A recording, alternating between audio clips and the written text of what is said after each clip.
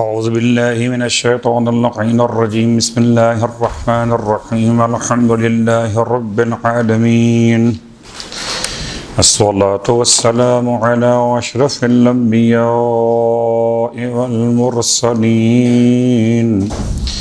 سیدنا و نبینا ابی القاسم محمد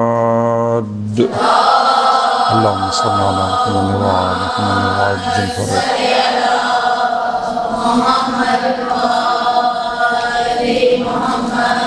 وعلى أهل بيته الطيبين الطاهرين واللعنة الدائمة على أعدائهم أجمعين أما بعد فقد قال الله تبارك وتعالى في كلامه الحميد وفرقانه المجيد قوله الحق وهو أصدق القائلين بسم الله الرحمن الرحيم الذين يبلغون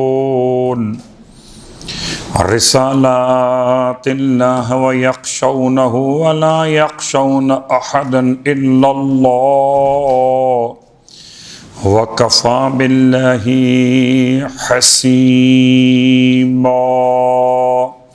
تعریفیں خداوند عالم کے لیے جو کسی تعریف کا محتاج نہیں، بلکہ ساری تعریفیں کل بھی اس کی محتاج تھیں اور آج بھی اس کی محتاج ہیں، اور تمام ہدیہ درود و سلام و نزوات مقدسات کے لیے جو کسی ہدیہ درود و سلام کے ہرگز محتاج نہیں، بلکہ ہر ہدیہ درود و سلام کل بھی ان کا محتاج تھا اور آج بھی ان کا محتاج ہے۔ الحمدللہ الذی جعلنا من المتمسکین بالقرآن العظیم وجعلنا من المتمسکین بولایت علی ابن ابی طالب علیہ السلام۔ اللہم صل علی محمد وعلی محمد وعجل فرجہ۔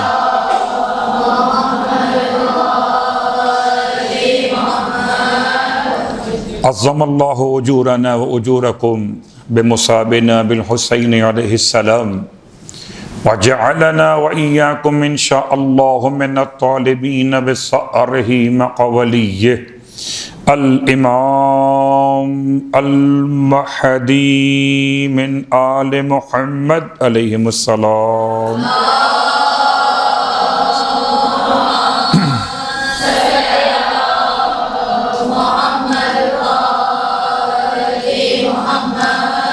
اما بعد، تمام طلباء کی خدمت میں سلام عرض کرتا ہوں۔ پروردگار عالم آپ کے لیے راہ تبلیغ سرکار سید الشہداء کو آسان کرے، اور جو مقصد معرفت امام علیہ السلام ہے اس کے لیے آپ کی زبان میں تاثیر عنایت فرمائے۔ یقیناً یہ خدمت، یہ ذمہ داری اہل عزا کے ساتھ اور تمام اہل ولا کے ساتھ ذاکرین کی ایک خاص کیفیت اور خاص ذمہ داری ہے۔ فرش عزا بچھانے والے اپنے مقام پر معتبر ہیں، فرش عزا پہ آنے والے اپنے مقام پر معظم ہیں، لیکن جو اصلی ذمہ داری ہے وہ ان افراد کی ہے کہ جو امام اور عوام کے درمیان ہیں، امام اور عوام کے درمیان ممبر پہ بیٹھنے والے، یعنی کہ ذاکر مرد ہو یا ذاکر خاتون ہو، یہ اصلاً وسیلہ ہے عوام اور امام کے درمیان۔ اور وسیلہ جب بھی ہو تو آپ یہ بات جانتے ہیں کہ وسیلہ نامکمل ہے اگر کسی ایک سائٹ سے وہ پہنچانے میں کامیاب نہ ہو۔ یعنی یہ سمجھ لیتے کہ جب کوئی کسی گھر میں داخل ہو کر اس کے فلور پر چڑھنا چاہتا ہے تو اسے چڑھنے کے لیے اسٹیئرس چاہیے یا لفٹ چاہیے۔ اب لفٹ ہو یا اسٹیئرس ہو، ایک سرا زمین پر اور ایک سرا اس فلور تک ہونا چاہیے۔ اسی انداز سے جتنے بھی ذاکرین ہیں، مرد یا خواتین، ان کا ایک سرا عوام کے درمیان اور ایک سرا امام سے ہونا چاہیے، تاکہ ان کو یہاں سے لے اور وہاں تک پہنچا دیں۔ اور اگر ایسا نہیں ہوا تو کامیابی نہیں ہے۔ یعنی صرف عوام میں رہ گئے تو کامیاب نہیں ہیں، اور صرف امام تک رہ گئے تو کامیاب نہیں ہیں، عوام سے امام تک کے درمیان کا وسیلہ۔ میرا عنوان آج آپ کی خدمت میں خشوع ذاکرین کے لیے کتنا اہم ہے، خوف خدا کی ذاکرین کے لیے کیا اہمیت ہے۔ اور اسی مناسبت سے میں نے آپ کی خدمت میں جس آیت وافی ہدایت کو تلاوت کیا ہے وہ سورہ مبارکہ الاحزاب کی آیت نمبر 39 ہے۔ مالک دو جہان اس آیت میں ارشاد فرمایا الذین یبلغون رسالات اللہ ویخشونہ، وہ لوگ جو اللہ کے پیغامات کو پہنچاتے ہیں، الذین یبلغون رسالات اللہ، جو اللہ کے پیغامات کو پہنچاتے ہیں، وَيَخْشَوْنَهُ، اور اسی خدا سے خشیت اختیار کرتے ہیں، یعنی اسی خدا سے خوف اختیار کرتے اور ڈرتے ہیں۔ وَلَا يَخْشُونَ أَحَدًا إِلَّا اللَّهِ، اور وہ خدا کے سوا کسی ایک سے بھی نہ ڈرتے ہیں، نہ خوف رکھتے ہیں، نہ خشیت کرتے ہیں۔ وَكَفَى بِاللَّهِ حَسِيبًا، اور بے شک اللہ محاسبے کے لیے کافی ہے۔ اس کی تفسیر خاص طور سے عنوان تبلیغ اور آپ کی ذمہ داری، آپ سے بہتر کون جان سکتا ہے لفظ تبلیغ کو۔ لفظ تبلیغ صرف نماز کے لیے نہیں ہے، روزے کے لیے نہیں ہے، حج کے لیے نہیں ہے، زکوٰۃ کے لیے نہیں ہے، بلکہ سارے دین کی جان ولایت علی ابن ابی طالب علیہ السلام کے لیے۔ اللہم صلی اللہ علیہ وسلم۔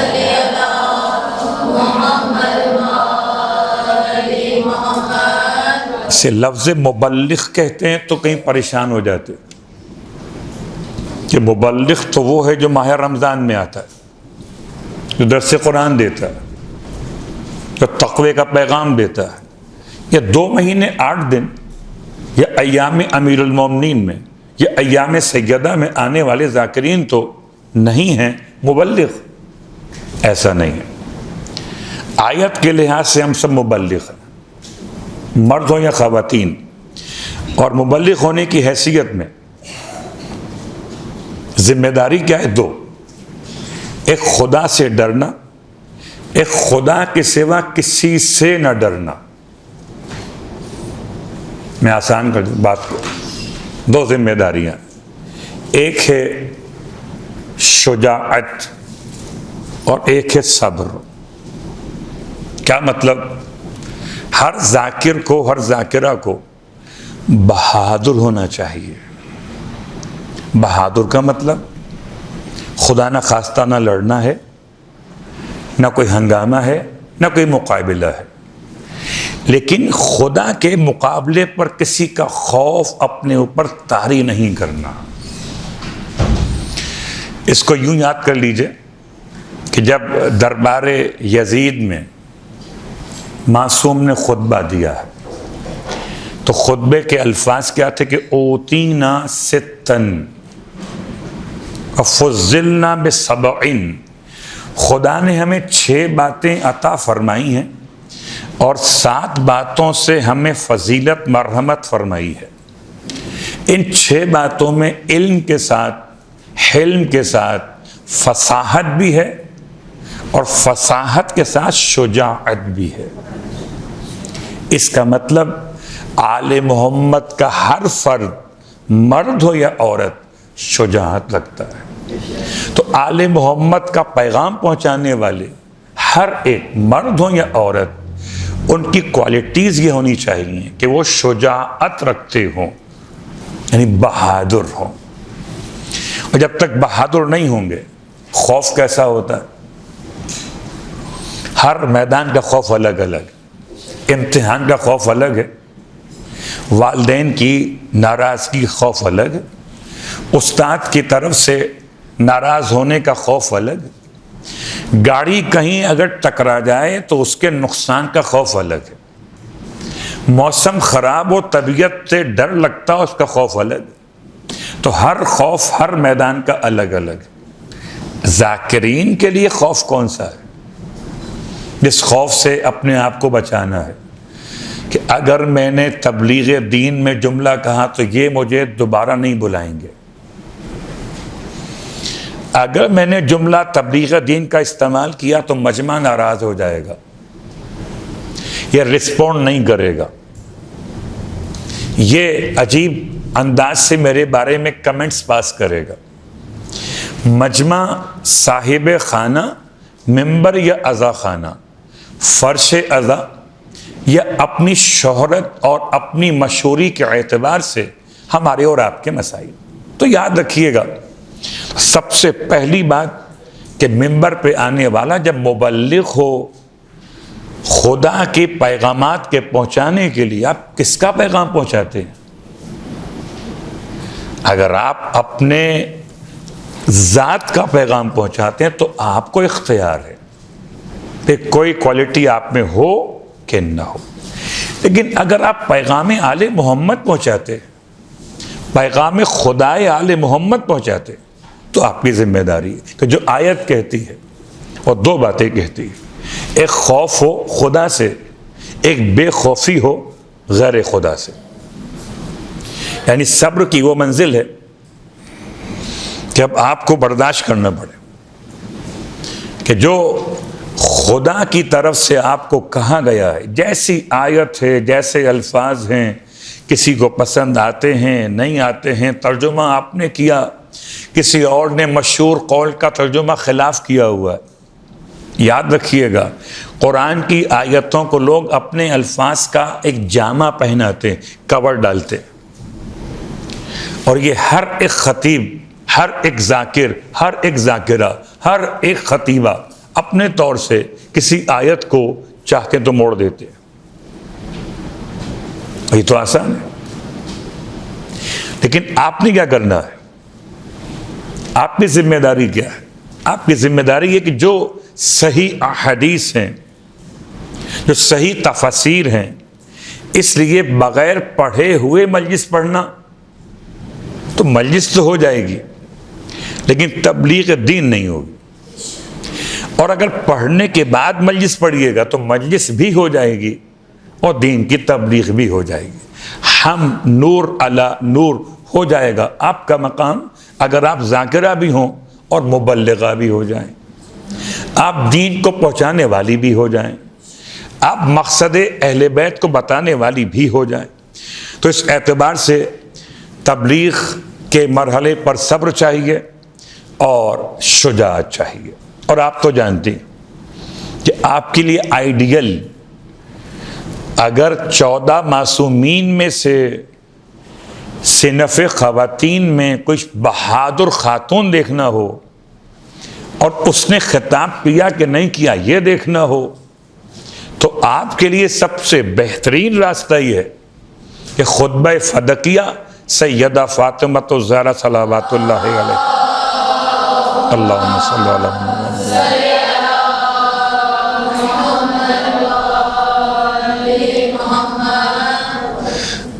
تو پہلا اسوہ شجاعت کے اعتبار سے، آپ جب مجلس پڑھ رہی ہیں تو آپ کے سامنے جو مجمع ہے وہ مجمع اہل بیت کے ماننے والوں کا ہے، آپ کے سامنے جو صاحب خانہ ہیں وہ اہل بیت کے ماننے والے، جو فرش بچھایا گیا وہ اہل بیت کے ماننے والوں کا انتظام کیا گیا، اور آپ سے کوئی بھی اس بات کا مطالبہ نہیں کر رہا کہ آپ اہل بیت کے بارے میں کچھ نہ کہیں، بلکہ مطالبہ اس کے برعکس ہے کہ اہل بیت کی باتیں بیان کر۔ دربار میں سیدہ شجاعت کے ساتھ بات کر رہے، حالانکہ دربار پورے اقتدار کی طاقت کے ساتھ ہے، اتنی طاقت ہے کہ باغ فدق سے سیدہ کے ملازمین کو بے دخل کر دیا، اتنی طاقت ہے، اتنی طاقت ہے کہ سیدہ کے گھر کے دروازے کو جلا دیا گیا، اتنی طاقت ہے۔ اتنی طاقت کے بعد بھی سیدہ میں کوئی خوف ہے؟ الفاظ میں، ادائیگی میں؟ اللہ اکبر۔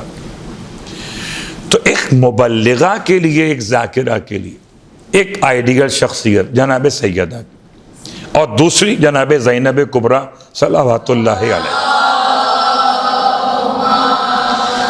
اللہم صلی اللہ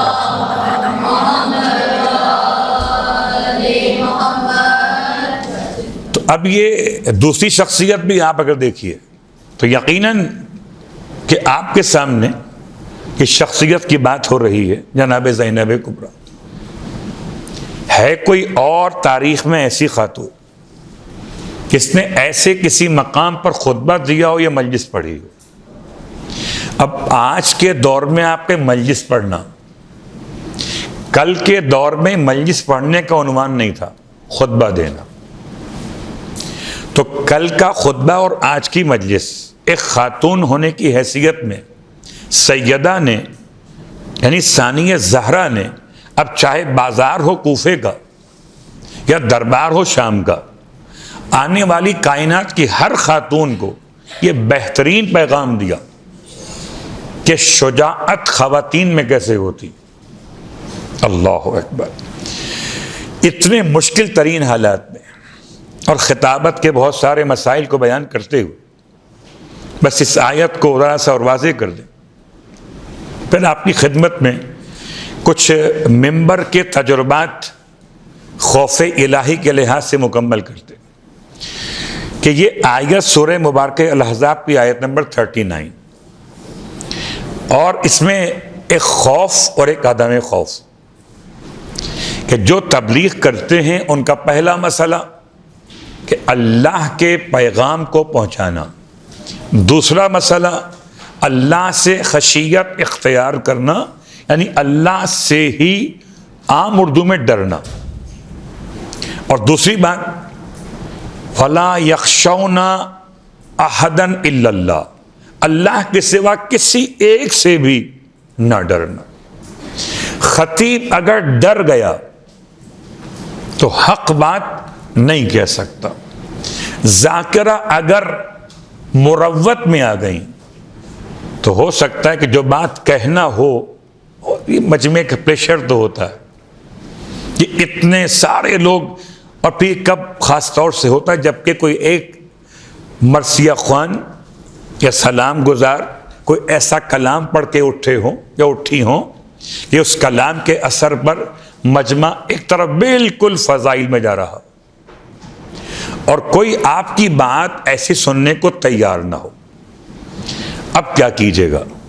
اب اگر آپ نے آیت کا انتخاب کیا، ہو سکتا ہے آپ کا ذہن اس وقت مشوش ہو جائے کہ میں آیت کو تبدیل کر دیتی ہوں، اور یہ بھی ہر ایک کی بس کی بات نہیں ہوتی۔ جو اس میں زیادہ رچ اور بس جاتے ہیں ذاکری کے باب میں، ان کا تو انداز ہو سکتا ہے کہ کسی اور عنوان کے شروع کرنا چاہتے ہوں، اس کو چھوڑ کر مجمع کو دیکھ کر عنوان بدل لیں، لیکن مجمع کو دیکھ کر بیان نہ بدلیں، مجمع کو دیکھ کے ایمان نہ بدلیں، صاحب خانہ کی مرضی اور خواہشات کو دیکھ کر اپنا عقیدہ نہ بدلیں۔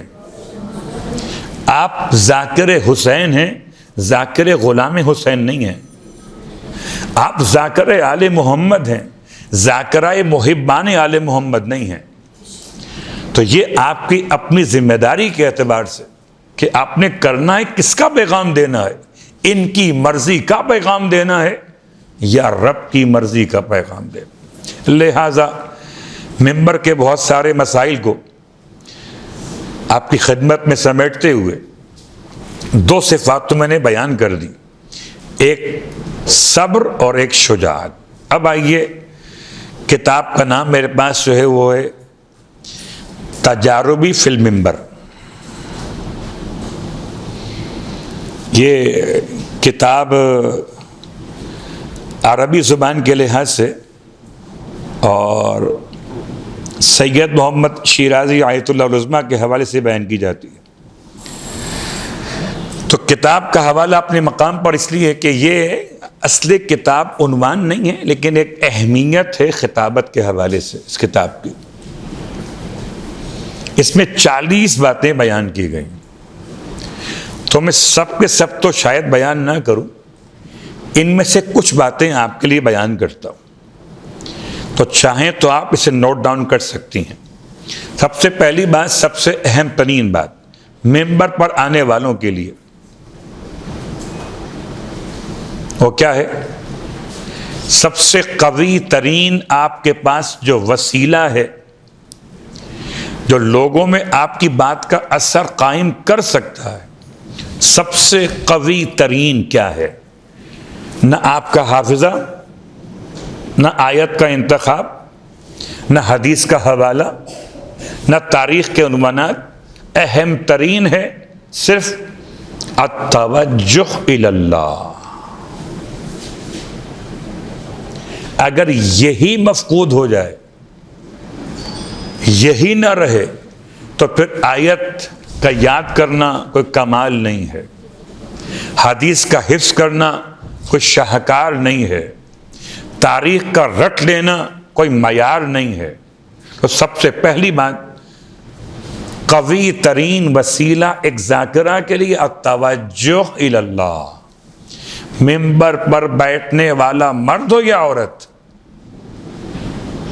سب سے پہلے اللہ کی طرف توجہ قائم کرے۔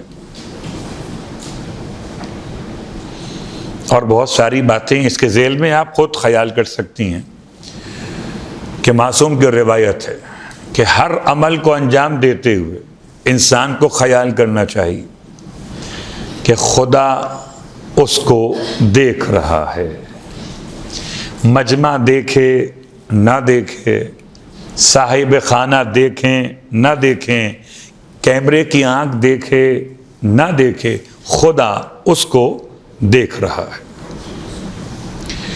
اور اگر کوئی یہ سمجھ لے کہ خدا اس کو نہیں دیکھ رہا تو وہ کافر ہے، امام کے الفاظ ہیں۔ تو کسی کافر سے تو مجلس کی توقع نہیں کی جاتی، لہذا پہلی شرط سمجھیے یا پہلی وہ بات جسے علماء نے بیان کیا ممبر پر بہترین وسیلے کے طور پر، التوجہ الی اللہ۔ اور چونکہ پروردگار نے وعدہ کیا ہے ادعونی استجب لکم، تم مجھ سے دعا مانگو میں تمہاری دعا قبول کرتا ہوں، یہ وعدہ آپ سے کسی اور نے نہیں کیا ہے، نہ مجمع نے کیا آپ سے وعدہ کہ جو آپ جو چاہیں پڑھیں ہم آپ کے ہر جملے پر تعریف کریں گے، ایسا وعدہ کوئی بھی نہیں، نہ بانی مجلس نے آپ سے وعدہ کیا، اصل وعدہ آپ کا اللہ نے آپ سے کیا، ادعونی استجب لکم۔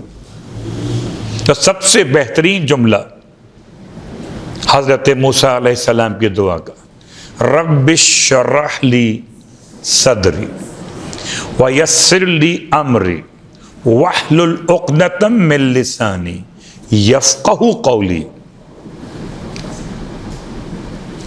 یہ جملے دعا کے انتہائی مؤثر ہیں۔ آپ ممبر پر آنے سے پہلے یا ممبر پر آنے کے بعد بیٹھنے سے پہلے کسی کی پرواہ کیے بغیر، یہ کوئی کیا کہتا ہے کہ کیا کس طرح آپ کھڑے ہو گئے، آپ ابھی بیٹھ کیوں نہیں رہے، آپ کیا پڑھ رہے ہیں، آپ کو کسی سے کوئی پرابلم نہیں ہونی چاہیے، کیونکہ آپ اگر خوف رکھتے ہیں تو خوف ہے خدا، اور باقی کسی اور سے کوئی خوف نہیں رکھتے، آپ شجاعت رکھتے ہیں کہ آپ کو کوئی بھی شکست نہیں دے سکتا اگر آپ خدا کے لیے کھڑے ہو۔ تو اس میں انتہائی اہم ترین دعا رب اشرح لی صدری، اے خدا میرا سینہ کشادہ کر دے، اور سینہ کشادہ کرنے کے ساتھ ساتھ میرے کام کو آسان کر دے، اور کام کو آسان کرنے کے ساتھ ساتھ میری زبان کی گرہ کو کھول دے، اور زبان کی گرہ ایسے کھول دے کہ جو میں کہوں وہ یہ بات سب سننے والے سمجھ لیں. بسا اوقات ہم دیکھتے ہیں بعض خطیب حضرات پورا جملہ پڑھ دیتے ہیں اور سامعین کے اذہان میں کچھ بھی محفوظ نہیں ہوتا. بعد میں ان سے پوچھیے کیا پڑھا تھا خطیب نے، کچھ یاد نہیں ہوتا. اب یا تو مشکل الفاظ کا استعمال، اور یہ اگر کوئی اس لیے کرتا ہو کہ جناب مجمع مجھے عالم سمجھے، تو یقیناً یہ خدا کی قرب کے لیے نہیں ہے. جو بھی کرتا ہو، صاحب امامہ ہو یا صاحب امامہ نہ ہو، مرد ہو یا عورت ہو. ایک تو القابات نے ہمیں اور آپ کو اتنا مشکل میں ڈال دیا ہے کہ جب کوئی القابات کسی کو بلانے کے لیے ممبر پر اناؤنس کیے جاتے ہیں تو القابات کے زہریلے اثرات سے اپنے نفس کو بچانے کے لیے ذاکر ہو کہ عالم بڑا، اس کا امتحان ہو جاتا. اب ممبر پہ یہ سوچ کے بیٹھتا ہے کہ میں حجت الاسلام ہوں، ممبر پہ یہ سوچ کے بیٹھتا ہے کہ مفسر قرآن ہوں، تو کہاں گیا التوجہ الی اللہ. ابھی تو ہم کہہ رہے تھے کہ رب اشرح لی صدری. حضرت موسیٰ علیہ السلام اللہ کے نبی، اولی العزم انبیاء میں سے، صاحب کتاب نبی اور کلیم پروردگار نبی، اس کے بعد یہ آپ کی حالت ہے. خدا سے کلام کرتے ہیں اور بندوں سے کلام کرنے کے لیے آپ خدا سے مدد مانگ رہے ہیں. تو کیا واقعاً موسیٰ علیہ السلام کو بولنا نہیں آتا تھا؟ یا موسیٰ علیہ السلام نے سکھایا امت کو اور انسانیت کو کہ جب خدا کے لیے کلام کرنا ہو تو کلیم بھی اپنے خدا سے مدد مانگتا ہے. تو جو کلیم نہ ہو اس کا مدد مانگنا بدرجہ اولا ہے. لہذا پہلا مسئلہ التوجہ الی اللہ. دوسرا مسئلہ، اب یہ بھی ہمارے یہاں بہت کم ہوتا ہے. اچھا، آپ نے دعا پڑھ لی، ممبر پہ آگے بیٹھ گئے، اور چونکہ بہت سارے علماء آپ کی خدمت میں آ چکے اور آئیں گے، علماء بھی، ذاکرین اور ذاکرات بھی آپ کو آ کے اپنے اپنے طور پر ذاکری کے تمام رموز اور اشارات بیان کر رہے ہیں. یہ ہماری اور آپ کی گفتگو خاص عنوان کے تحت میں ہے، نہ کسی کتاب کا حوالہ مراد ہے، نہ تیاری کیسے کریں وہ میرا عنوان ہے. میرا عنوان ہے خشوع پروردگار، کہ ہر ذکر کرنے والے کے لیے اہم ترین چیز کیا ہے. تیاری بہت معتبر ہے، مگر تیاری ہمیں دنیا میں تو کامیاب کر سکتی ہے، خدا کی بارگاہ میں نہیں. تو خدا کی بارگاہ میں تیاری کے ساتھ ہماری نیت کا امتحان بھی ہے، اور نیت کا امتحان اب الفاظ کا انتخاب. فرماتے ہیں کہ التلوین بصیغۃ اللہ، کوشش کریں کہ اپنی مجلس کے الفاظ میں جہاں تک ممکن ہو ہر جملے کو کہیں نہ کہیں خدا سے جوڑ دیں. کہیں نہ کہیں کوئی نہ کوئی طریقہ نکالیں کہ ایسا محسوس ہو کہ آپ کے جملے تمام تر سامعین کو ہر ایک اعتبار سے خدا سے جوڑ رہے. مثلا جب کوئی قصہ بیان کریں تو کہیں کہ وہ عاشق خدا امیر المومنین، وہ ذاکر خدا امام سجاد، تو لفظ خدا آپ نے جوڑ دیا. جب کہیں مخالفین کے لیے وہ دشمن خدا ہارون رشید، تو الفاظ کے انتخاب میں اس کی بڑی اہمیت ہو جاتی ہے. اگر آپ اپنے الفاظ میں وزن پیدا کرنا چاہتے ہیں تو ہر صیغے میں جہاں ممکن ہو اطاعت کے بجائے اطاعت خدا کہہ دیجئے. آل محمد کے ساتھ آل محمد عاشقان پروردگار کہہ دیجئے۔ تو لفظ خدا کا استعمال تمام واقعات کو بیان کرتے ہوئے کہ وہ عاصی پروردگار تھا فرعون، اور نافرمان الہی تھا نمرود، وہ خدا کی بارگاہ کے مایوس تھا ابلیس۔ تو میں نے 3 جملے استعمال کیے 3 الگ الگ ناموں سے منفی اعتبار سے، مگر ہر جملے کو خدا کے لفظ سے جوڑ دیا۔ یہ آپ کی مجلس کے لیے ایک مؤثر ذریعہ ہے ہمارے عنوان کے تحت میں۔ اور تیسرا اہم نقطہ اس حوالے سے کہ سامعین کو تیار کیا جائے کہ تاکہ وہ آپ کی ہدایت کو نصیحت قبول کر سکیں۔ اب سامعین کو تیار کیسے کیا جاتا ہے؟ اس کو میں آسان کرتا ہوں، تمہید اور مقدمہ، انٹروڈکشن، مجلس کے ابتدائی کلمات ایک بڑے مؤثر ہوتے کہ آپ مجمع کو تیار کرنے کے لیے کہ وہ آپ جو کہنا چاہتے ہیں، آپ کا جو ٹاپک ہے، جو عنوان ہے، اس کے لیے مجمع آمادہ ہے کہ نہیں ہے۔ تو ایک تو آپ کے انتخاب کا بڑا مسئلہ رہے گا، پھر مجمع کو تیار کرنا۔ ایک جملہ آپ کی خدمت میں عرض کرتا ہوں کہ اس میں بھی انہوں نے بیان کیا اپنی کتاب کے اندر کہ اصلاً خطیب، ذاکرہ ایک کسان کی مانند ہے، تو زمین کو تیار کر کے کاشت کرتے ہیں۔ کیا مطلب تھا؟ کوئی بھی کسان زمین تیار کیے بغیر اس میں بیج ڈال کر بیج ضائع نہیں کرتا۔ آپ پڑھے جائیے، مجمع آمادہ نہیں ہے۔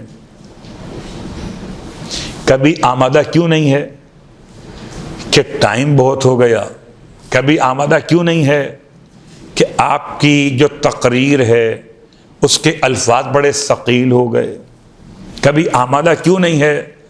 کہ کوئی ماحول میں لائٹ کے چلے جانے کی وجہ، مائک کی خرابی، آپ کے گلے کا مسئلہ، بہت سارے عنوانات ہوتے ہیں ڈسٹربنس کے جو مجلس میں واقع ہو جاتی۔ تو سامعین کو آمادہ کرنے کے لیے کبھی کبھی ہو جاتا ہے نا کہ مجلس آپ پڑھ رہے ہیں اور آپ نے محسوس کیا کہ آپ کا سبجیکٹ اتنا بورنگ ہو گیا کہ لوگ سونے لگے، تو آپ نے سونے کے حوالے سے ایک جملہ کہہ دیا، تو سارا مجمع جو سو بھی رہا تھا وہ جاگ گیا۔ آپ نے کیا کہا کہ ہم تو اس کے ماننے والے ہیں جس کا امام سو کر بھی کامیاب تھا، ورنہ کسی سونے والے کو کامیابی کہاں ملتی ہے؟ اور جس کا رہبر رو کر کامیاب نہ ہوا وہ اور تھے، ہمارا امام تو سو کر بھی کامیاب تھا۔ یا یوں کہہ دیا آپ نے کہ مجلس میں سونے سے مجلس نہیں جاتی، نماز میں سو جائیں نماز چلی جاتی ہے۔ تو کوئی ایک جملہ یہ فی البدیہہ ہے، یہ آپ کی صلاحیت کے ساتھ آگے آپ کو فائدہ پہنچاتا ہے کہ مجمع کو آمادہ کرنا ہے اپنی بات پہنچانے کے لیے۔ مثال میں دے رہا تھا کسان کی، کہ کسان پہلے زمین کو آمادہ کرتا، اوپر کی سطح جو سخت ہو اسے توڑتا ہے، پھر نرم کرنے کے لیے پانی ڈالتا ہے، پھر بیج کا استعمال کرتا ہے، پھر پانی ڈالتا ہے، پھر کھاد ڈالتا ہے۔ تو اگر آپ نے کوئی پیغام پہنچانا ہے تو آپ کو معلوم مجمع جو ہے وہ تو اہل بیت کے ماننے والوں کا، تو انہیں خدا کی بات سمجھ میں جب آئے گی جب انہیں علی کی بات سمجھائیں گے۔ تب آپ کی پہلی ذمہ داری اس لحاظ سے ہو جاتی کہ خشوع پروردگار کے ساتھ مولائے کائنات علی ابن ابی طالب علیہ السلام کے فضائل میں سے اللہم صلی اللہ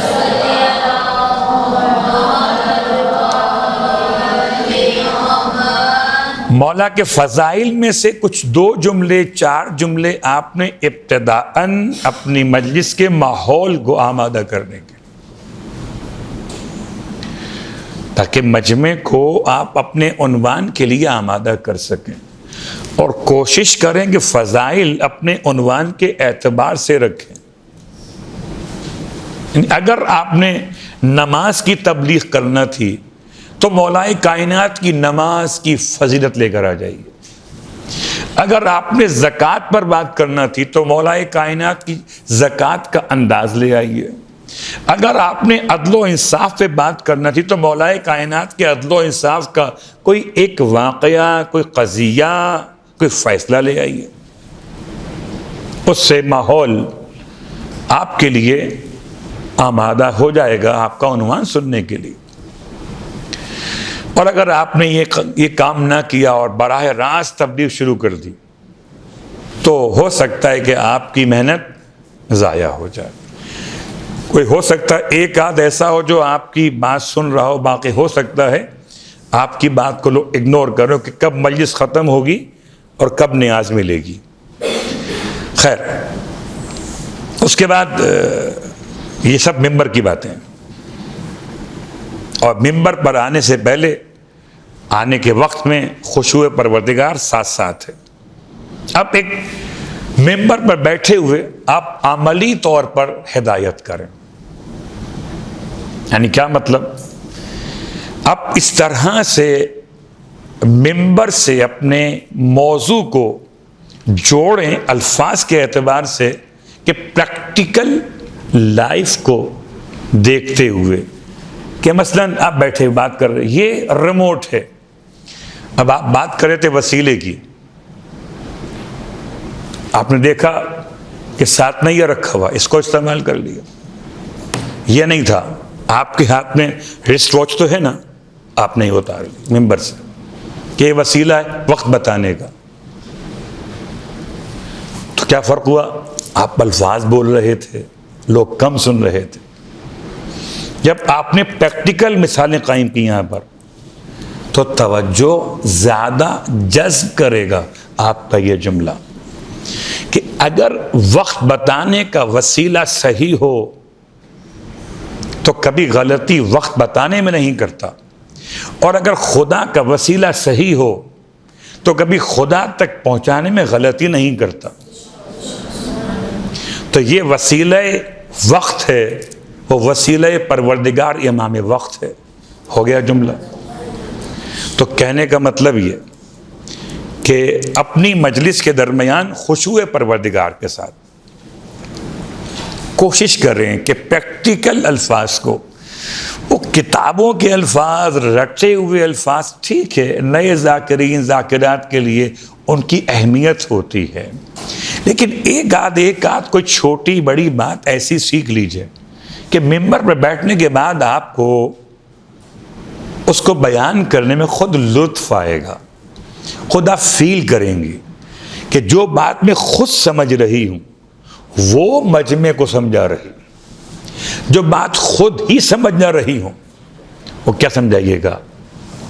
لہذا قیام عملی من الارشاد، ممبر پر بیٹھنے والوں کا پریکٹیکل مثالوں سے لوگوں کو گائیڈ کرنا، اور آپ خواتین ہونے کی حیثیت میں حجاب کے مسئلے پر آپ مثال دے سکتے کہ حجاب مومنہ، ایک حجاب سیدہ فاطمہ زہرا، کیا اہمیت چادر کی، کہ جو چادر ہمارے سر کے اوپر ہے یہ کنیز فاطمہ کا سر ہے، اور وہ فاطمہ کے سر پہ چادر اتنی بڑی ہوئی کہ اس میں 4 اور افراد اہل بیت آ گئے۔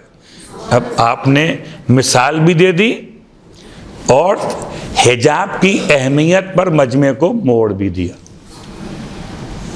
اگر آپ خالی حجاب کرتے تو شاید لوگ بور ہو جاتے، یہ تو سنی ہوئی بات پڑھ رہے۔ لہذا اپنے ممبر سے الفاظ کے استعمال میں اس کی بڑی اہمیت۔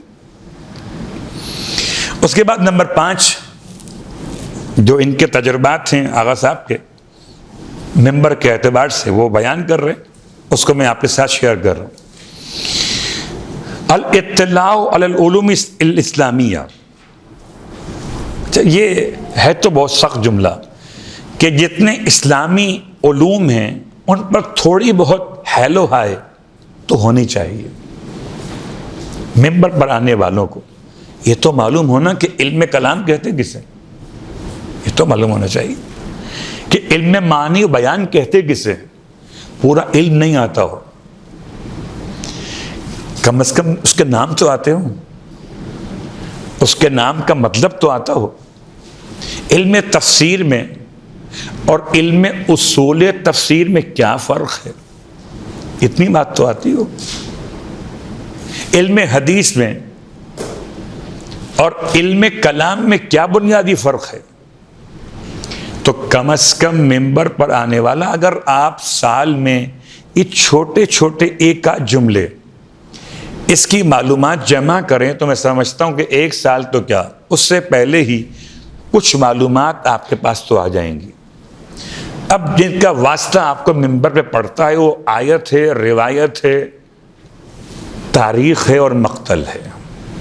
تو کم از کم مقتل کا ترجمہ آتا ہو کہ مقتل کے معنی کیا ہے, تاریخ کا مطلب کیا ہے, اور علم اخلاق, علم فقہ, علم الآداب, علم کلام اور علم تفسیر, یہ تمام باتیں تھوڑا تھوڑا سا یوں مثال دیتے ہیں آپ کی خدمت میں کہ جیسے کبھی بوفے لگا ہوا ہو, تو بوفے میں لگے ہوئے سارے کھانے تو ہم نہیں کھا سکتے. کیا کرتے ہیں, تھوڑا تھوڑا تھوڑا ان سب سے ہم ٹیسٹ کر لیتے ہیں, چیک کر لیتے ہیں کہ ان کے ذائقے کیسے ہیں. تو اتنا کام تو کرنا چاہیے میں سمجھتا ہوں آنے والے ذاکرین اور ذاکرات کو کہ جب ممبر پر آئیں تو بالکل خالی نہ ہو. یہ بات یاد رکھیں, جو خود خالی ہو وہ کسی کو کیا دے گا. جو لینے والا آیا ہے ہاتھ پھیلائے تو وہ دے گا نہیں, لے گا صرف. اور ممبر حسینی کا کمال یہ ہے کہ آنے والا دینے کے لیے آتا ہے, لینے کے لیے نہیں. لہذا ایک ذمہ داری ممبر پہ آنے والوں کے لیے. اور اس کے بعد نمبر 6 پر کہتے ہیں کہ آپ کو علوم جدید کا بھی ایک احاطہ ہونا چاہیے. جو کرنٹ افیئرس کی بات ہم کرتے, حالات حاضرہ, اس کے بارے میں کچھ تو معلومات ہونی چاہیے. ایسا بھی نہ ہو کہ آپ ممبر پر آئیں اور آپ کو معلوم ہی نہیں کہ آج صبح کیا ہوا. ممبر سے پڑھنا لازم نہیں ہے, لیکن معلومات ہونا ضروری ہے. یہ لازم ہے کہ آپ ممبر سے پوری مجلس پڑھیں, اس کے اوپر آپ کے پاس معلومات ہو کہ حالات کیا ہے, تاکہ اگر کوئی آپ سے کوئی بات پوچھ لے ممبر سے اترتے ہوئے, آپ کی پیشانی ایک ذاکرہ ہونے کی حیثیت میں آپ کی بہن یا بیٹی اگر مس کرنا چاہیں, چومنا چاہیں اور سوال کر لیں آپ سے, تو ایسا بھی نہ ہو کہ آپ بولیں مجھے تو نہیں معلوم کہ آج صبح کیا ہوا. تو یہ آپ کی اہمیت اور احترام کے خلاف چلا جائے گا. تو اب چاہے ممبر سے حالات حاضرہ پر آپ کو پوری کمانڈ ہو کہ نہ ہو, پڑھ سکیں نہ پڑھ سکیں, لیکن ہیلو ہائی تو ہونا چاہیے کہ موجودہ حالات و واقعات میں کیا چل رہا ہے.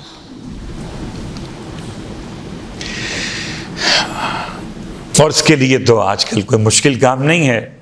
آپ اگر ذرا سا استعمال کرتے ہیں سوشل میڈیا کو اور استعمال کرتے ہیں پازیٹیو, تو آپ کو معلومات مل سکتی ہیں کہ مثلاً فرانس میں ایک قانون پاس کیا ہے وہاں کی پارلیمنٹ نے کہ اب جو شدید بیمار ہیں وہ خودکشی کر سکتے ہیں. مثال دے رہا ہوں, ویسے ہی ہو چکا ہے, پاس ہو گیا ہے.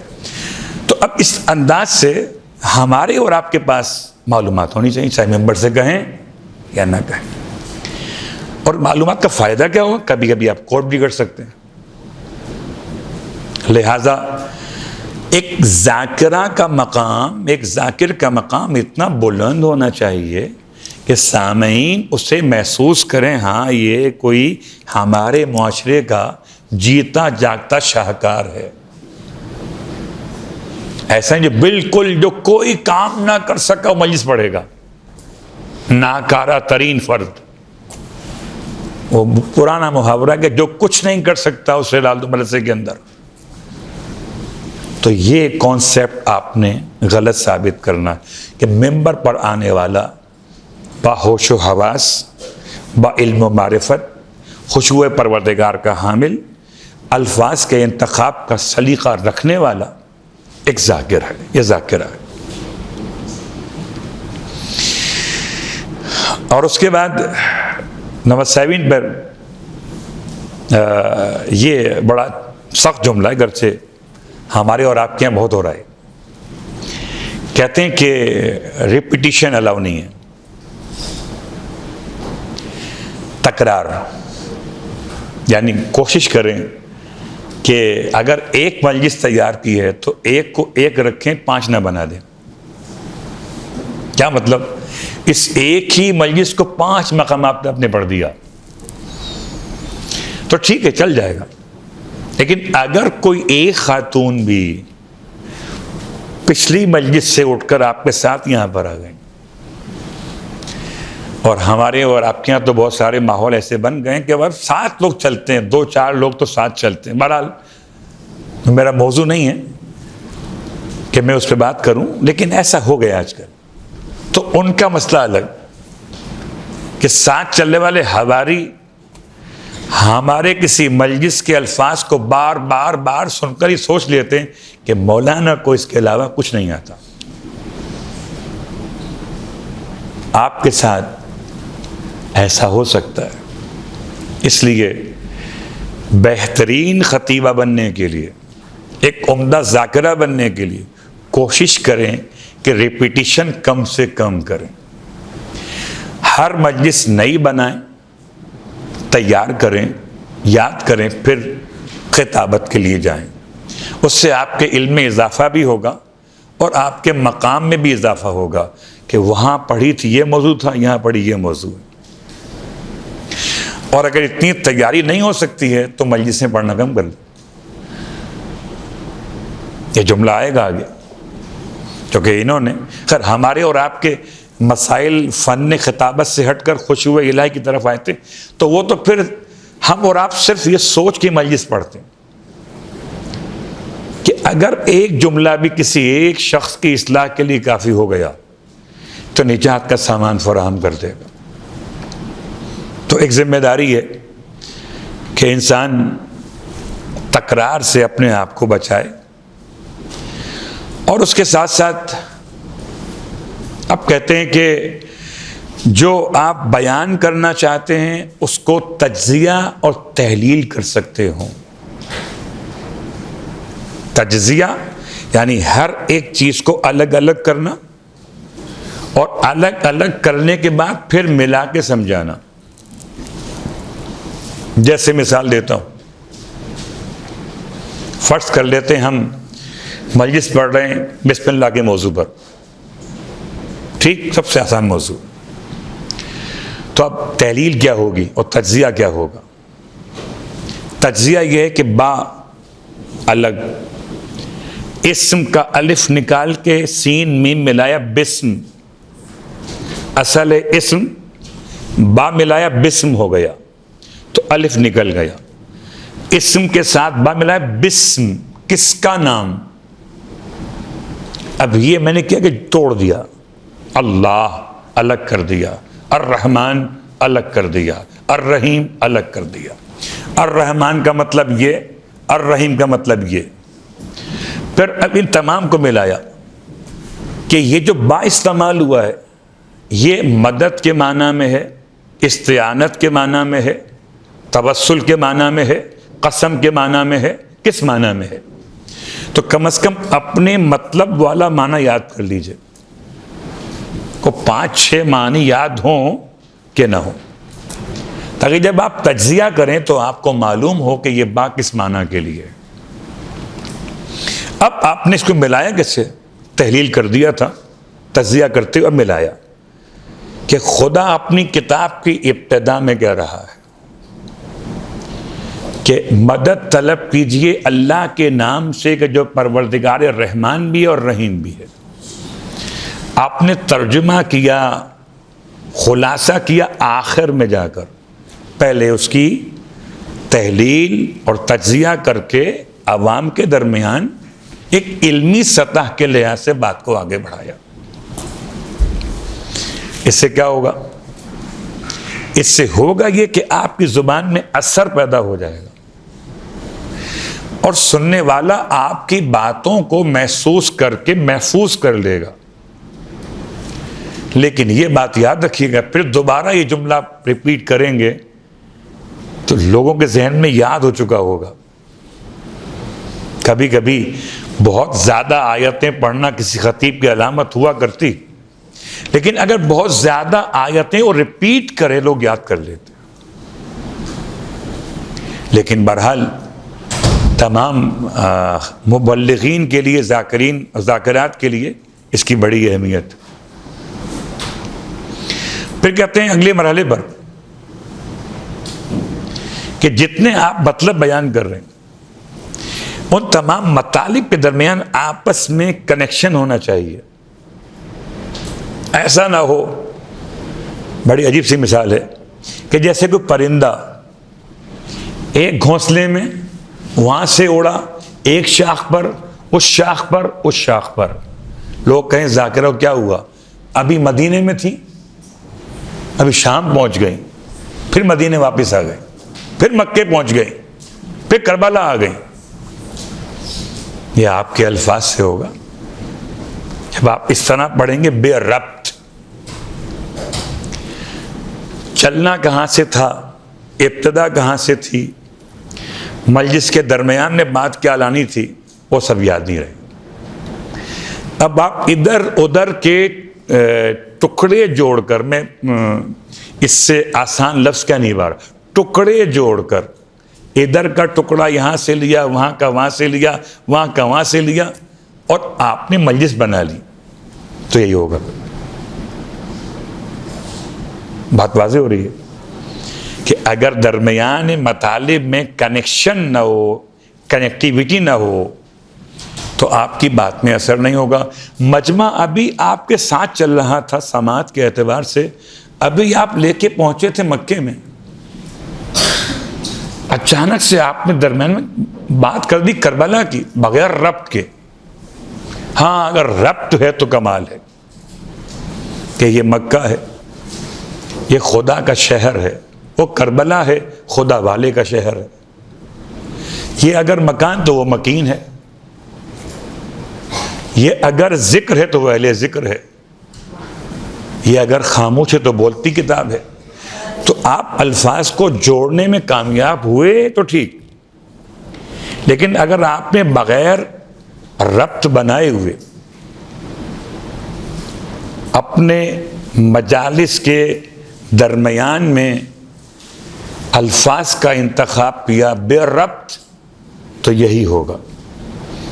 تو التناسق بین المطلب. اس کے بعد کہتے ہیں کہ رعایت کیجئے درجہ بندی کے اعتبار سے. کیا مطلب؟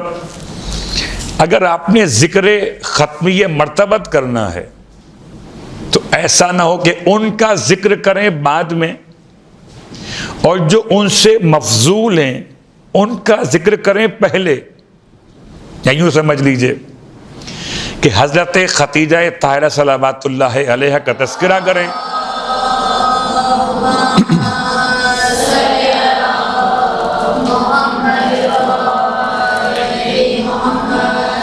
جناب سیدہ کے تذکرے کے بعد. رب کیا بنا؟ ماں پہلے کہ بیٹی پہلے؟ کہ ماں پہلے.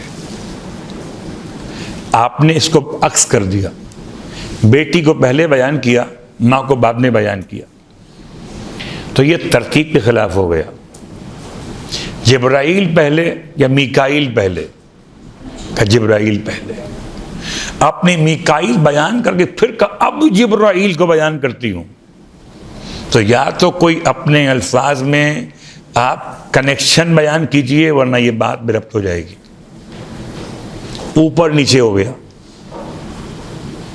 جب اوپر نیچے ہو جائے تو یہ درجے خراب ہو جاتے ہیں. لہذا ممبر کے مسائل میں یہ لازم ہے کہ انسان رعایت کرے کس کی؟ کہ درمیان میں جتنے بھی واقعات ہیں، شخصیات ہیں، ان میں درجہ بندی ہو.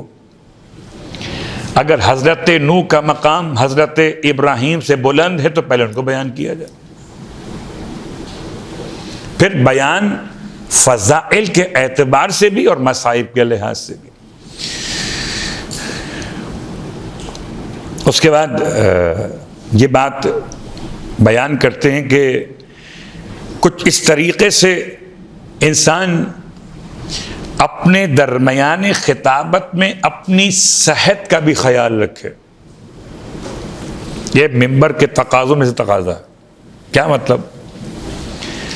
اپنی آواز، مثلا درمیان مجلس میں پانی کا پینا. اگر آپ کی طبیعت کا تقاضا یہ ہے، آپ کی نیڈ ہے، آپ کی چاہت ہے جسم کے اعتبار سے کہ آپ کو پانی چاہیے، اب آپ مولائی بن جائیں، نہیں مجھے نہیں پانی پینا ہے، تو آپ کی خطابت میں آپ کا جب حلق خشک ہوگا پرابلم ہو جائے گی. اور جب آپ کے الفاظ کی ادائیگی مکمل نہیں ہو پائے گی تو اثر بھی مکمل نہیں ہوگا. مثال کے طور پر آپ کہنا چاہتے ہوں کوئی لفظ خاص اور الف نکلا، سواد اندر رہ گیا، تو مجمع کیا فیل کرے گا کہ کیا کہنا چاہ رہے ہیں مولانا صاحب؟ اتنی زیادہ مجلسیں آپ نے پڑھ لی، کم از کم گلا ٹھیک کر لیتے. اپنی صحت کا خیال بھی ہر ایک ذاکرہ کے لیے بہت اہم ہے. تو پانی کا استعمال ممبر کے دوران شرعاً حرام نہیں ہے، مکروہ بھی نہیں ہے، مستحب البتہ نہیں ہے، مباح تو ہے، آپ پی سکتے. لیکن اگر آپ کے لیے اس پانی کا استعمال آپ کی خطابت کو اور تبلیغ دین الہی کو زیادہ مؤثر کر رہا ہے تو پھر شاید پانی پینا مستحب ہو جائے. بات واضح ہو رہی ہے؟ تو یہ مثال اس طریقے سے، یا کبھی اس کا استعمال حالت خطابت میں ٹشو کا استعمال اپنے پسینے کو صاف کرنے کے لیے، کوئی عیب نہیں ہے، نہ حرام ہے نہ مکروہ ہے.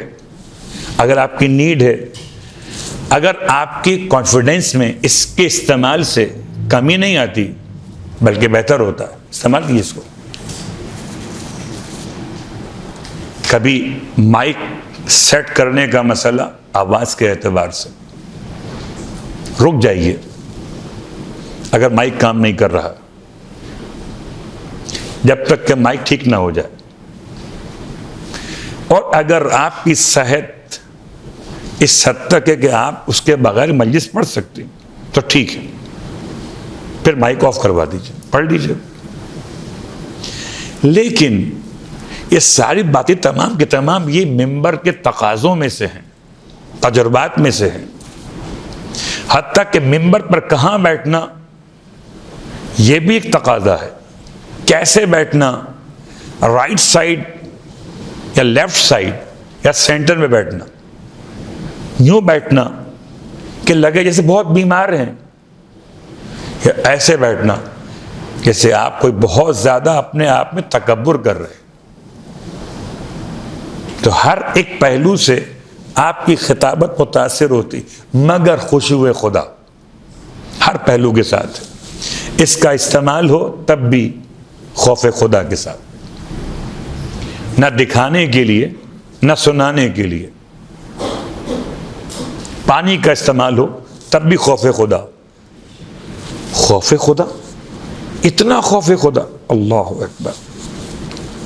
اب میں مثال بیان کرتا ہوں آپ کی خدمت میں. کہ آپ کے پاس مجمع جو ہے نا وہ آپ کی ملکیت نہیں ہے. یہ بات سوچ لیجئے پہلے. یہ سارا مجمع جو ہے، آپ اگر ذاکرہ ہیں اور آپ کے سامنے مجمع بیٹھا ہوا، یہ سارا مجمع آپ کی ملکیت نہیں ہے. قسم بخدا یہ آپ کو سننے نہیں آیا، یہ ذکر آل محمد سننے آیا. اب اگر آپ نے اس مجمع کو اپنی ملکیت سمجھا تو غلط کیا. مجھے بتائیے ایمانداری سے، علامہ رشید ترابی مرحوم کا مجمع رہا؟ نہ وہ رہے نہ ان کا مجمع رہا. اگر مجمع انہی کا ہوتا تو ان کے مرنے کے بعد ان کی قبر پہ جا کے بیٹھ جاتا. ہم نے دیکھا کہ ذاکر بدلا، خطیب بدلا، عالم بدلا. مجمع نہ خطیب کا ہے نہ عالم کا نہ ذاکر کا ہے. مجمع صرف امام حسین کی محبت کا ہے، اور جو امانت ہو اس میں خیانت کرنا جائز نہیں ہے. اب اگر یہ امانت سمجھ میں آ گئی تو پھر آپ کیا ہوئے؟ آپ ہوئے امانت کو مالک تک پہنچانے والے. مجمع حسین کا اور امام حسین تک پہنچانا ہے. آپ کون ہو؟ مزدور. اور ایک مزدور کا کام کیا ہے کہ سامان کو اٹھا کے اوپر پہنچا دیتا. مزدور اسے کھول کے کہاں دیکھتا ہے کہ اس میں کھانے کا سامان ہے کہ پینے کا سامان ہے کہ پہننے کے کپڑے ہیں؟ یہ کہاں دیکھتا ہے؟ ایک باکس سے بند اٹھا کے پہنچا دیتا. تو ذکر خدا کے اعتبار سے آپ کا ممبر پر آنا خوشی پروردگار کے ساتھ یہ تبھی ممکن ہے جبکہ آپ خوف خدا کے ساتھ اپنے الفاظ کا انتخاب کریں. اور میں آپ کی خدمت میں خوف خدا کی مثال بیان کرتا ہوں. آپ میں سے جو سن رسیدہ خواتین ہیں شاید وہ جانتی ہوں، باقی تو بیٹیاں بہنیں نہیں جانتی ہوں گی. علامہ رضی جعفر نقوی صاحب جو موجود حیات علماء میں سے بہت عظیم عالم ہیں، ان کے بڑے بھائی، میں اس لیے نام لیا یہاں پر کہ آپ اس شہر کے علماء کے ناموں کو جانتی ہیں. تو ان کے بڑے بھائی بھی عالم تھے، ان کا نام تھا آغا جعفر نقوی. آغا جعفر نقوی علی اللہ مقامہ معروم ہو چکے. وہ خطیب نہیں تھے مگر مبلغ تھے، یعنی آج کے دور کے لحاظ سے بالکل فیل ہو جانے والے خطیب تھے. بالکل فیل، کسی کام کے نہیں تھے، اور خدا کی بارگاہ میں بہت کام کے تھے. جتنی باتیں میں نے بیان کی ممبر کے حوالے سے، یہ سب باتیں آج کی ممبر کے لحاظ سے. وہ دو آدمی بیٹھے ہوئے سامعین میں سے، صرف دو مجلس پڑھ رہے اور پوری مجلس پڑھتے تھے. ایسا نہیں ہے کہ آج کل کے تو ہم اور آپ چھوٹے پڑھنے والے اتنے بڑے ہو گئے کہ جب تک مجمع نہ ہو اپنے مزاج والا تب تک مجلس نہیں پڑھتے. ہیں لوگ ایسے بھی کراچی میں، اور کسی کے نام سے کوئی ہمیں سروکار نہیں، ہمیں اپنے آپ سے سروکار ہے. ان کو اپنے اعمال کا حساب دینا ہے. وہ کم میں پڑھیں کہ زیادہ میں پڑھیں، مجمع کی بات ہو یا ہدیے کی بات ہو، مجھے اپنی قبر میں اور آپ نے اپنے مقام پہ جانا. تو ہم نے اپنے آپ کو دیکھنا نا کہ اوروں کو دیکھنا. لیکن اصلاح نفس کے لیے مثال دیتا ہوں، جب کبھی ہم کسی بیمار کو دیکھتے ہیں تو اس کی بیماری سے نفرت نہیں کرتے بلکہ اپنی صحت کا خیال کرنا چاہتے ہیں. ایسے ہی کوئی اخلاقی بیماری کسی خطیب میں ہو، خطیبہ میں ہو، ذاکر میں ہو، ذاکرہ میں ہو، تکبر ہو، ریاکاری ہو، یا ہدیے پر بحث ہو، یا مجمع کا شوق ہو، یا شہرت کا عنوان ہو، ان بیماریوں سے مجھے ان کی مذمت نہیں کرنا، اپنی حفاظت کرنا ہے. اگر میں اس میں کامیاب، میں ان کی مذمت کروں تو مجھے کیا ملے گا؟ کچھ نہیں ملنے والا۔ مجھے کب ملے گا؟ جب میں خود اپنے آپ کو ان بیماریوں سے بچانے میں کامیاب ہو جاؤں۔ تو لہٰذا آغا جعفر مرحوم تو جب کوئی کہتا تھا کہ آپ مجلس پڑھتے ہیں اور آپ کی جو آنکھیں ہیں وہ نگاہیں ہمیشہ نیچے رہتی ہیں، آپ مجمع کو دیکھتے ہی نہیں، تو کہنے لگے میں پڑھتا مجمع کے لیے نہیں ہوں، میں جن کے لیے پڑھتا ہوں وہ مجھے دیکھ رہے ہوتے۔ اللہ اکبر۔ وہ پتہ نہیں ہم اور آپ بار بار سنتے ہیں، بار بار یہ پڑھا جاتا ہے خطیبوں کی طرف سے کہ فرش ادا پر پورے 14 معصومین تشریف لاتے ہیں، 1 نہیں، 2 نہیں، 3 نہیں، 4 نہیں، 5 نہیں، 14 معصومین۔ اللہ اکبر۔ یہاں تک کہ امام سجاد علیہ السلام کی روایت کے اعتبار سے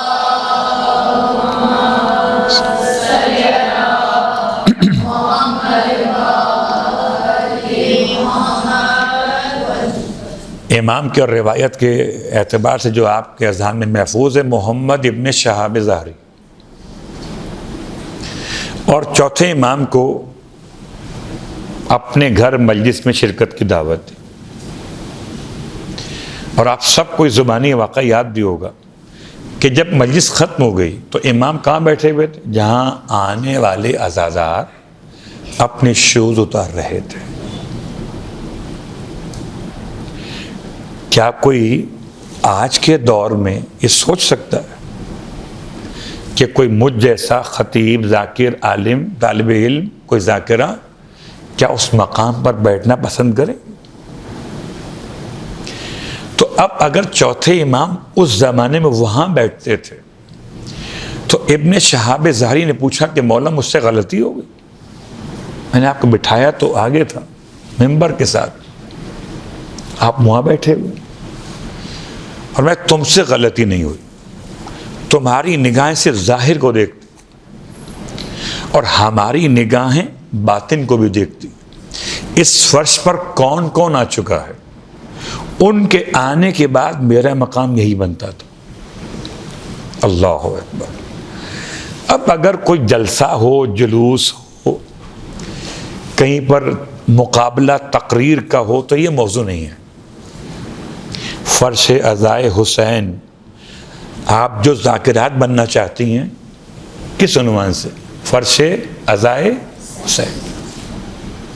اسی فرش عزائے حسین پر 14 کی آمد کا یقین ہے یا شک ہے؟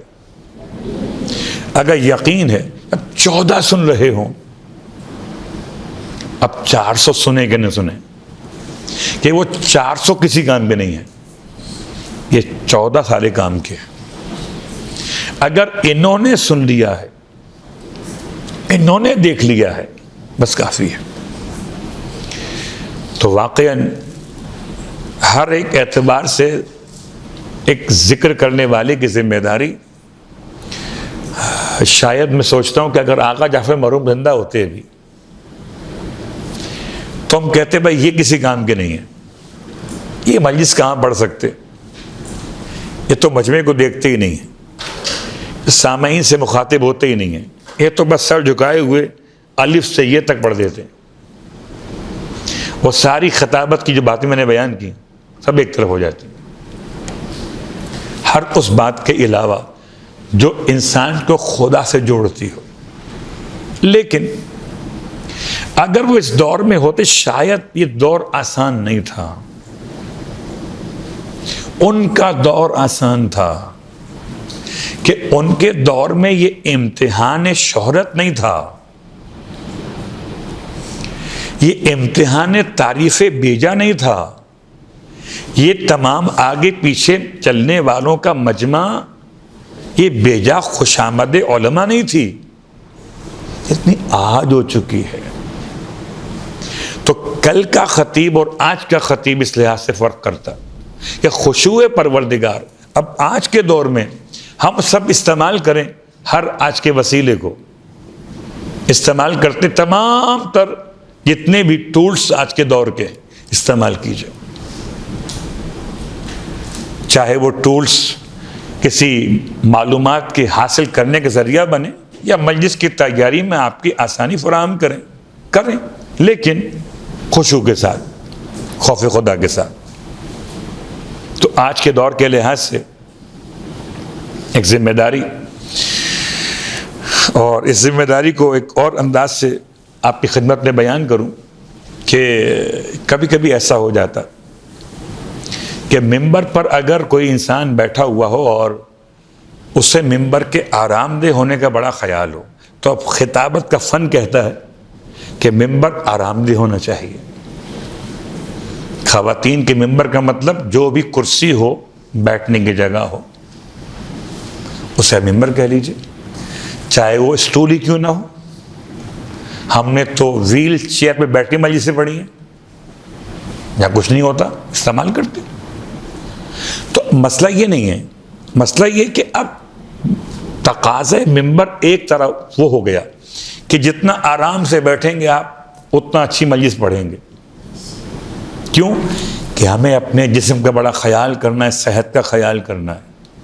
ایک خدا والے وہ ہیں کہ جو اگر لٹکائے گئے ہوں ہاتھ پاؤں کاٹ کر، تب بھی کیا خطابت کر رہے تھے، اللہ اکبر۔ یعنی میثم ابن یحییٰ تمار خطیب، مجلس پڑھنے والے، مجلس پڑھ رہے تھے مولا کی، اور نہ ممبر ہے اور نہ آرام ہے۔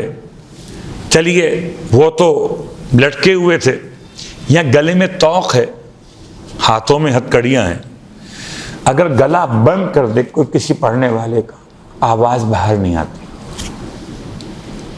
چوتھے امام کے گلے میں طوق اتنا سخت تھا کہ 35 سال کے بعد جب آپ شہید ہوئے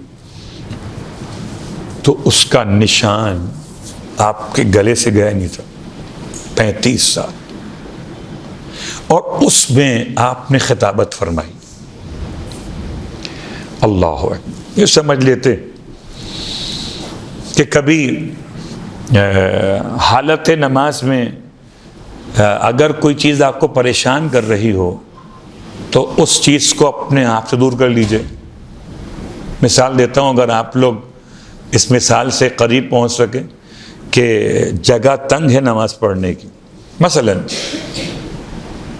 اگر آپ نماز پڑھیں گے اس مقام پر تو آپ کا پورا جو وجود ہے وہ یہاں پر بہت ڈسٹربنس کے ساتھ آئے گا، شاید ٹکرائیں آپ رائٹ سے لیفٹ سے، یہاں چیئر رکھی ہوئی ہے، ٹیبل رکھی ہوئی ہے۔ تو شریعت کہتی ہے کہ آپ نماز ایسے مقام پہ پڑھیے جہاں آپ کے جسم کو تکلیف نہ ہو۔ یہ مثال سجدگاہ کی، سجدگاہ پہ اگر نام لکھے ہوئے اور ناموں کی جو لکھائی ہے وہ اس طرح سے شاید ابھری ہوئی ہے کہ آپ کی پیشانی پہ اس کا زور پڑتا ہے، تو اس کی تکلیف سے کہیں آپ کی نماز متاثر نہ ہو جائے۔ تو ایک طرف عبادت میں خشوع یہ ہے کہ ہر تکلیف پہنچانے والی شے سے اپنے آپ کو دور رکھیے تاکہ آپ نماز صحیح پڑھ سکیں۔ لباس اتنا تنگ نہ ہو کہ آپ کو اٹھنا بیٹھنا ممکن نہ رہے۔ خواتین کی بات نہیں ہو رہی ہے، ان کے حجاب کا موضوع ہے، ہم مردوں کی بات کر کہ لباس نماز ایسا ہو کہ جو اٹھنے بیٹھنے میں پرابلم نہ ہو۔ اتنا سخت لباس نہ پہنیے کہ آپ تشہد میں نہ بیٹھ سکیں، آپ رکوع میں مکمل نہ جھک پائیں۔ لیکن ایک طرف وہ نماز ہے کہ جہاں پائے مقدس سے تیر کھینچ لیا جاتا اور آپ کو خبر نہیں ہوتی۔ اب یہ دونوں نمازیں ہیں، ایک نماز خشوع خضوع کے ساتھ وہ ہے کہ جہاں پر کوئی تکلیف پہنچانے والی شے آپ کے ساتھ موجود نہ ہو، اور ایک طرف نماز مولا کی وہ ہے کہ جہاں پر آپ کے بدن اتنا زیادہ بے خبر ہے، اتنا زیادہ بے خبر کہ تیر نکال لی جائے تو آپ کو خبر نہیں ہوتی۔ تو اب اگر ممبر پر آنے کے بعد ہم میں سے آپ میں سے کوئی خدا کی خاطر اتنا محو ہو گیا عبادت میں، تبلیغ دین میں، تو ہو سکتا ہے مائک کا اثر اس پہ اثر نہ ڈالے، ممبر کا، کرسی کا ٹوٹا ہوا ہونا، خراب ہونا اسے متاثر نہ کرے، یا لائٹ کا چلے جانا یا مجمع کا اٹھنا یا بیٹھنا اس پر کوئی اثر نہ ہو۔ اور اس معاشرے میں بہرحال ایسی مثالیں موجود ہیں کہ جو خدا کے لیے پڑھنے والے ہیں تو انہیں نہ نعروں کا انتظار ہوتا ہے، نہ مجلس سے پہلے نہ مجلس کے بعد کسی کی تعریف کا انتظار رہتا ہے۔ ہاں اگر بعد میں کوئی تعریف کرے تو چونکہ تعریف ذکر اہل بیت پہ ہو رہی تھی تو شاید برا محسوس نہ کرتے ہو، اچھا فیل کرتے ہو، لیکن ارادہ اس تعریف کا نہیں ہوتا کہ اگر وہ تعریف نہ بھی ہوتی تب بھی وہ یہی پڑھتے۔ کبھی کبھی ہوتا غیر متوقع طور پر لوگ تعریف کرتے، سمجھ میں نہیں آتا کہ کون سی بات سے انہوں نے کیا حاصل کیا۔ اور اب چونکہ ماحول ایسا ہے ہی نہیں کہ آپ کسی سے پوچھ لیجئے کہ بھئی آپ نے سیکھا کیا؟ آپ جو تعریف کر رہے ہیں کہ آج کی مجلس جو آپ نے پڑھی اور آپ نے پڑھی بڑی عمدہ پڑھی، سیکھا کیا آپ نے؟ تو آج شاعری ماحول پوچھنے والا نہیں ہے، لیکن جاننے والا محل تو ہے۔ ہم جان سکتے کہ ہم اپنی ساری توجہات از اول تا آخر، اس سے بڑھ کر اور مجلس عزائے حسین پر خوشبو خدا کیا ہوگا کہ ہر مجلس کی ابتدا اللہ کے نام سے ہے اور انتہا اللہ کے نام پر ہے۔ آخر میں کیا پڑھتے ہیں آپ؟ الا ولعنۃ اللہ علی الظالمین۔ قوم نہیں ہے، لوگ قوم پڑھ دیتے ہیں مگر لفظ قوم قرآن میں استعمال نہیں ہوا اس طرح پر۔ الا ولعنۃ اللہ علی الظالمین، یہ آیت ہے۔ الا ولعنۃ اللہ علی القوم الظالمین جملہ صحیح ہے مگر آیت نہیں ہے۔ الا ولعنۃ اللہ علی الظالمین یہ آیت ہے۔ وَسَيَعْلَمُ الَّذِينَ ظَلَمُوا أَيَّ مُنْقَلَبٍ يَنْقَلِبُونَ یہ آیت ہے۔ اِنَّا لِلَّهِ وَإِنَّا إِلَيْهِ رَاجِعُونَ یہ آیت ہے۔ تو ہر مجلس شروع ہوئی اللہ کے نام سے اور مکمل ہوئی اللہ کے نام پر۔ حیرت کی بات نہیں ہے، بول کیوں رہے تھے؟ اللہ نے زبان دی تھی۔ کس سے بول رہے تھے؟ زبان سے۔ الفاظ کہاں تھے؟ کہ وجود کے اندر سے۔ دماغ اللہ کا دیا ہوا، حافظہ اللہ کا دیا ہوا، سب اللہ کا دیا ہوا، اور بیچ میں اللہ ہی غائب ہو گیا۔ میری مجلس، میں نے پڑھی تھی مجلس، اللہ کہاں گیا؟ پھر ہمارا عنوان مکمل ہو گیا کہ اگر انسان خطابت میں کمال چاہتا ہے، زوال نہیں چاہتا، تو کمال خطابت دنیا کے لحاظ سے الفاظ ہیں اور آخرت کے لحاظ سے احساسات ہیں، کہ ہر ایک احساس ذات خدا سے جوڑ کر رکھے۔ کوئی آپ کے ذہن میں سوال اگر اب آ گیا ہو تو معلوم کیجئے تاکہ میں جواب دے سکوں۔ جی بیٹا بولے۔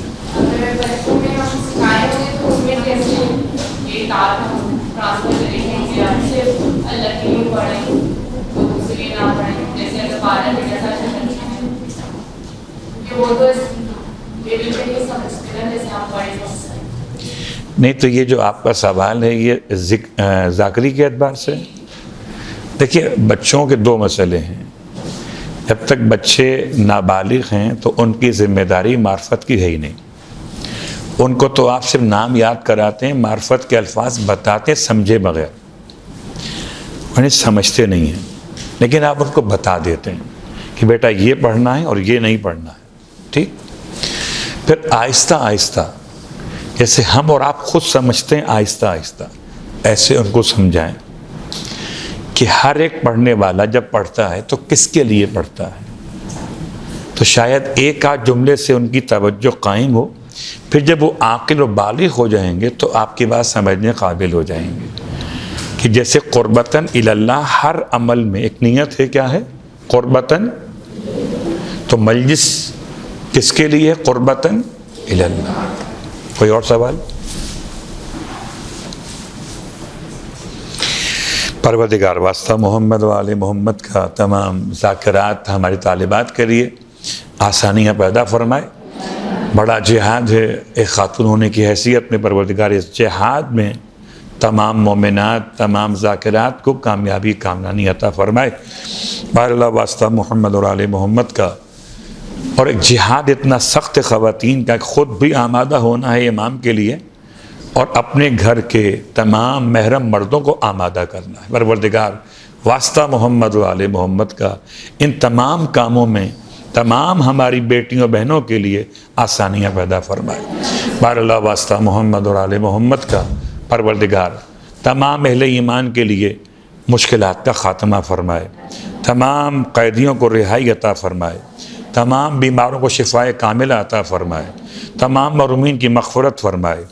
امام زمانہ علیہ الصلاۃ والسلام کے ظہور میں تعجیل فرمائے اور ہم سب کو امام علیہ السلام کے ادنا ترین خدمت گزاروں میں محشور فرمائے. ربنا تقبل منا انک انت السمیع العلیم بجاہ محمد وآلہ المعصومین برحمتک یا ارحم الراحمین.